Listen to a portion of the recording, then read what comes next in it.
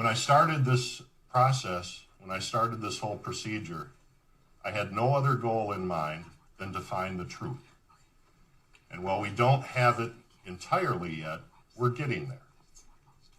And one of the important truths that has to be mentioned is recited in Chapter 1 of our report, and that is that the Center for Tech and Civic Life's $8,800,000 Zuckerberg Plan grant with the cities of Milwaukee, Madison, Racine, Kenosha, and Green Bay facially violates the Wisconsin law prohibiting election bribery.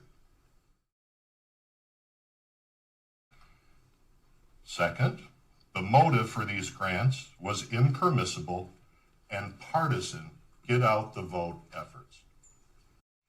Third, government oversight, that is my investigation, on behalf and in the place of the legislature, the people's representatives, government oversight has been obstructed by governmental and outside corporate collusion. Fourth, this collusion and entanglement also caused a host of questionable actions by the Zuckerberg Five. We did pay the power bill. The corporate legal defense to facilitate obstruction that's going on with the private groups that came in. David Becker was here not too long ago. David, I don't know which camera I can look you in the eye, and I know you've been making inquiries about me, and maybe I'll be making inquiries about you very soon too. These legal defense funds and strategies facilitate obstruction and may very well violate Wisconsin law. 6, Wisconsin election officials' widespread use of absentee ballot drop boxes violated Wisconsin law.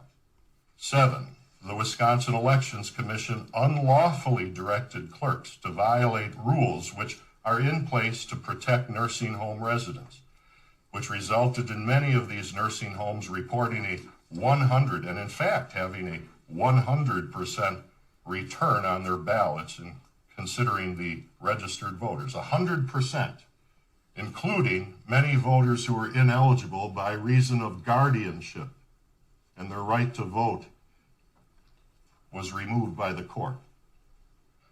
You'll see what the WEC commissioners did with their illegal conduct. It's not just some hypothetical decision that's made a few blocks away on East Washington. It's something that impacted and violated the rights of some of our most vulnerable citizens. Next, the WEC unlawfully encouraged evasion of ballot security measures related to indefinitely confined voters at the behest of outside corporations.